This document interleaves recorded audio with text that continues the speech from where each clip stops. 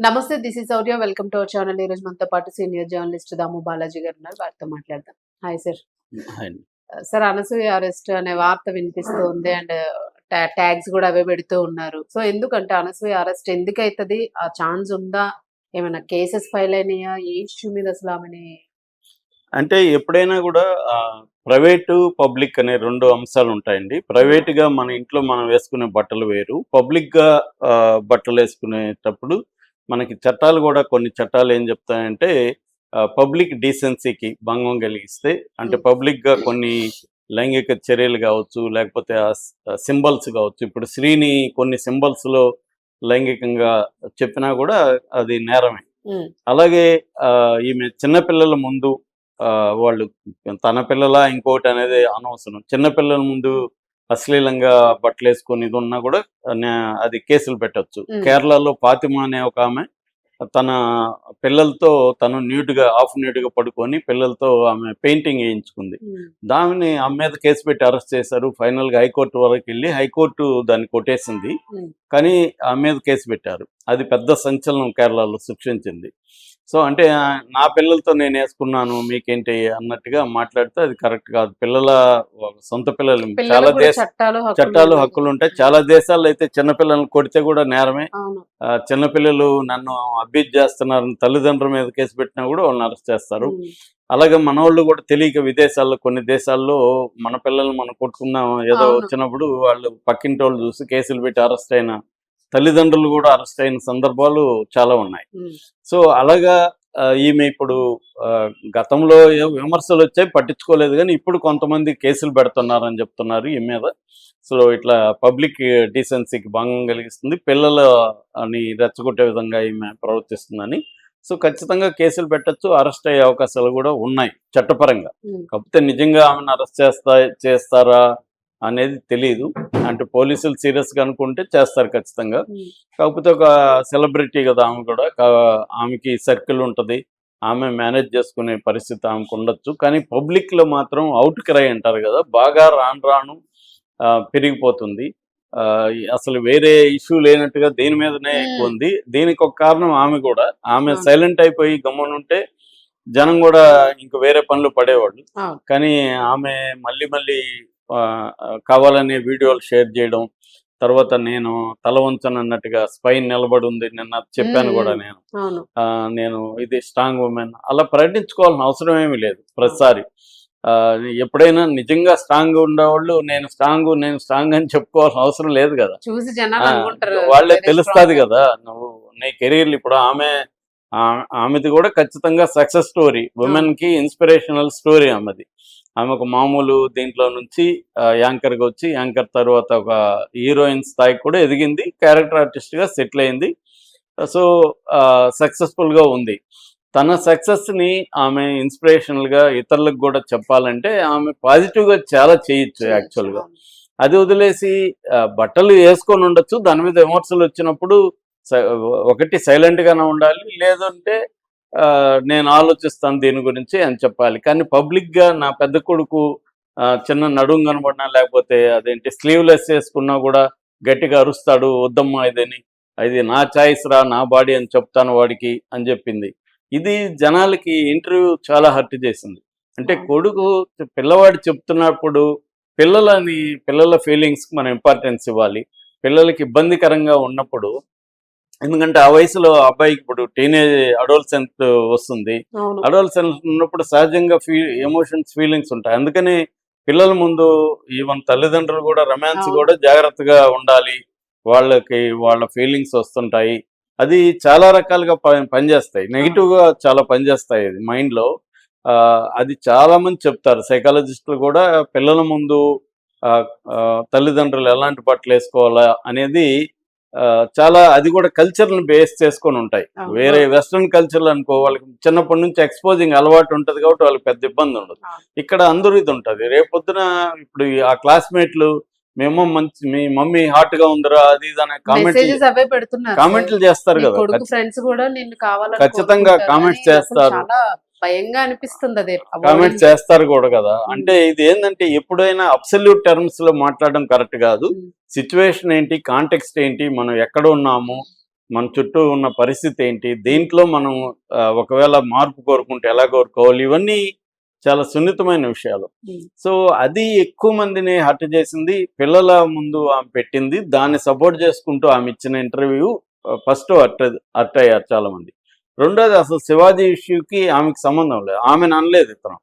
శివాజీ, నిధి అగర్వాల్, సమంతకు సంబంధించి జనం అంతా మీద పడితే అతని కాంటెక్స్ లో అతను రెస్పాండ్ అయ్యాడు. అతని రెస్పాన్స్ లో ప్రాబ్లము ఉంది, అది గుర్తించాడు. అతను కూడా సారీ చెప్పాడు.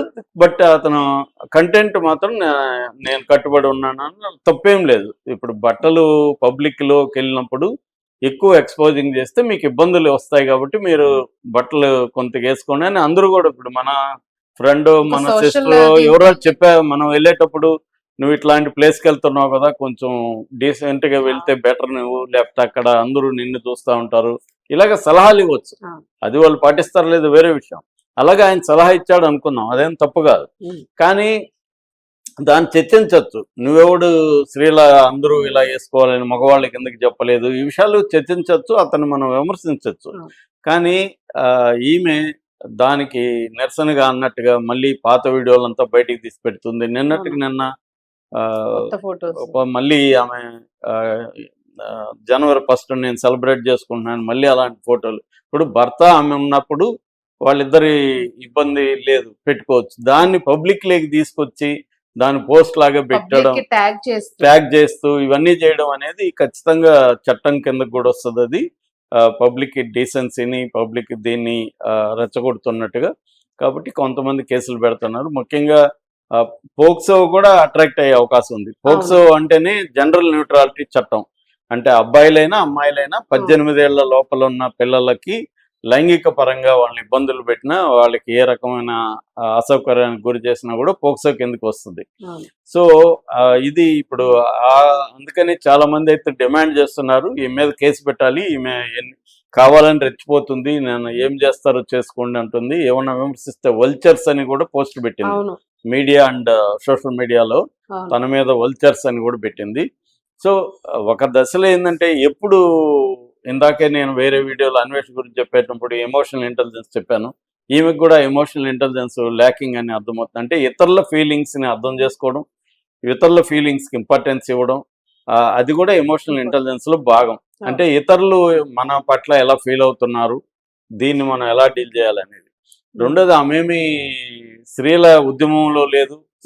స్త్రీల ఉద్యమంలో చాలా మంది స్త్రీలు ఉన్నారు, మన చాలా మంది పోరాడే వాళ్ళు ఉన్నారు, జైలుకి వెళ్తున్నారు, ఉద్యమకారులు, మహిళా ఉద్యమకారులు, ఫెమినిస్టులు. వాళ్ళు కూడా ఫెమినిస్టులు కూడా అని పేసిన సంఘటనలు ఉన్నాయి. కానీ అది ఒక ఉద్యమం పరంగా చేశారు తప్ప, రోజు వారి పిల్లల ముందంతా ఇలా వేసుకొని ఎవరు కూడా ఫోటోలు షేర్ చేయడం అనేది ఫెమినిస్టులు కానీ చేయరు. వాళ్ళకి ఇవన్నీ తెలుసు, సోషల్ యాంగిల్ తెలుసు, కాంటెక్స్ట్ తెలుసు. అందుకని వాళ్ళు చేసేది ఒక కన్స్ట్రక్టివ్గా ఉంటుంది. అంటే మనం చేసేది దీని రిపర్కషన్స్ ఏంటి, మన గోల్ ఏంటి అనేది ఉండాలి. మన గోల్ ఏంటి, స్త్రీల ఎంపవర్మెంట్ తీసుకురావాలి, స్త్రీల పట్ల ఉన్న వివక్షతని మనం వివక్షతకు వ్యతిరేకంగా పోరాడాలి, మగవాళ్ళలో ఉండే రేప్ కల్చర్ కావచ్చు, ఇంకోటి కావచ్చు, దాన్ని వ్యతిరేకించాలి. ఇవన్నీ గోల్స్ మంచివే. కానీ ఆ గోల్స్ లో నువ్వు ఎంచుకునే పద్ధతి, అంటే పోరాట రూపాలు, తర్వాత మనం ఎలాంటి పోరాట రూపాలు ఎంచుకోవాలి అనేది కూడా చాలా ఇంపార్టెంట్. సో అంటే పద్ధతులు, ఏ పద్ధతిలో పోరాడాలి, అది చట్టబద్ధంగా ఉండాలి. తర్వాత సామాజికంగా కూడా మన గోల్ని రీచ్ అవ్వాలి, మన ఇంటెన్షన్ రీచ్ అవ్వాలి. మన ఇంటెన్షన్ ఏంటి, సమాజంలో మార్పు తీసుకురావడం. ఈ మార్పు తీసుకువచ్చే విధంగా ఉండాలి. కానీ ఇప్పుడు చూస్తే ఆమె స్త్రీలే ఎక్కువ వ్యతిరేకిస్తున్నారు. స్త్రీలు తీవ్రంగా సోషల్ మీడియాలో ఆమె మీద దాడి చేస్తున్నారు. స్త్రీలందరూ కూడా పర్సనల్గా అట్ అయిపోయారు ఆ మాటలకి. ఎందుకంటే వాళ్ళని కూడా ఆమె అట్టు చేసే విధంగా కామెంట్లు చేసింది. అంటే మీరు వేస్ట్, మీరు చేయట్లేదు, ఇలాగా మీరు సరెండర్ అయిపోతున్నారు, శివాజీని మీరు సపోర్ట్ చేస్తున్నారు. ఆమెకి ఎలాగైతే శివాజీని వ్యతిరేకించే హక్కు ఉందో, శివాజీని సపోర్ట్ చేసే హక్కు కూడా మిగతా స్త్రీలకు ఉంటుంది. ఇవన్నీ లేకుండా ఇప్పుడు ఏమవుతుందంటే, ఆమె మేబీ తను పాపులర్ కావడానికి ఇది ఒక అవకాశం అనుకుంటుందా, ప్లాన్ గా ఇంకా చేస్తే నేను ఇంకా పాపులర్ అవుతాను, ఆ లక్షణం అయితే ఆమెలో ఉంది. ఆమెలోనే కాదు, చాలా మంది సెలబ్రిటీల్లో ఇది ఉంటుంది. ఎందుకంటే మనం పాపులర్ అవుతాం కాబట్టి కావాలని కాంట్రవర్సీలుగా ఉండడం, దానివల్ల పాపులారిటీ రావడం, ఎందుకంటే పాజిటివ్ పద్ధతులు వెళ్తే వాళ్ళు త్వరగా పాపులర్ కాదు. అదే నెగిటివ్ గా ఏదైనా కామెంట్స్ చేయడం, ఏదైనా ఫోటోలు పెడితే అందరూ చర్చిస్తారు. ఓ ఇదేదో బాగుంది, షార్ట్ కట్, మనం పాపులర్ అవుదాం అన్న మోడల్లో ఆమె వెళ్తుంది. కానీ దానికి ఎక్కడో ఒక లిమిట్ బ్రేక్ అనేది ఉంటది, ఉండాలి. బ్రేక్ ఇది ఉంటది. అది ఇప్పుడు అది ఎట్లా అయిపోయిందంటే సార్, తన ఫేస్‌బుక్ జనరల్ గా మనం మీడియా వాళ్ళు యాహ్! ప్రతి ఒక్కళ్ళు చూస్తూ ఉన్నారు. అదేదో ఒక పోర్న్ సైట్ లాగా అయిపోయింది. కింద మెసేజెస్ అన్నీను. దారుణంగా మొత్తం ఉన్నాయి. పోర్న్ మెసేజ్ ఏది పెడతామో అంటే జనం కూడా దారుణంగా పెడుతున్నారు. ఆ! బట్ ఆమె రెచ్చగొట్టడం వల్ల వీళ్ళు ఇంకా దారుణంగా పెడుతున్నారు. వీళ్ళు కూడా పెడుతున్నారు. అది పబ్లిక్ గా ఉంది కదా సార్. ఇప్పుడు పోర్న్ అనేది పబ్లిక్ కాదు కదా. అడల్ట్స్ ఆ! కంటెంట్ డిఫరెంట్ ఉంటుంది కదా. బట్ ఇది కంప్లీట్ గా పబ్లిక్ గా పోర్న్ అయిపోయినట్టుగా యాహ్! అనిపిస్తుంది. సో దానికి ఖండిస్తూ ఉన్నారు అందరూ. అవును. సో చూడాలి సార్, యాక్షన్ తీసుకుంటే కొంచెం ఆ సైడ్ సైకలాజికల్ గా యువత తప్పుదారి పట్టేదో లేకపోతే ఇంకొకరు తప్పుదారి పట్టేది ఉంది కాబట్టి కొంచెం లిమిట్స్ లో ఉంటే సరిపోతుంది. యాహ్! Thank you.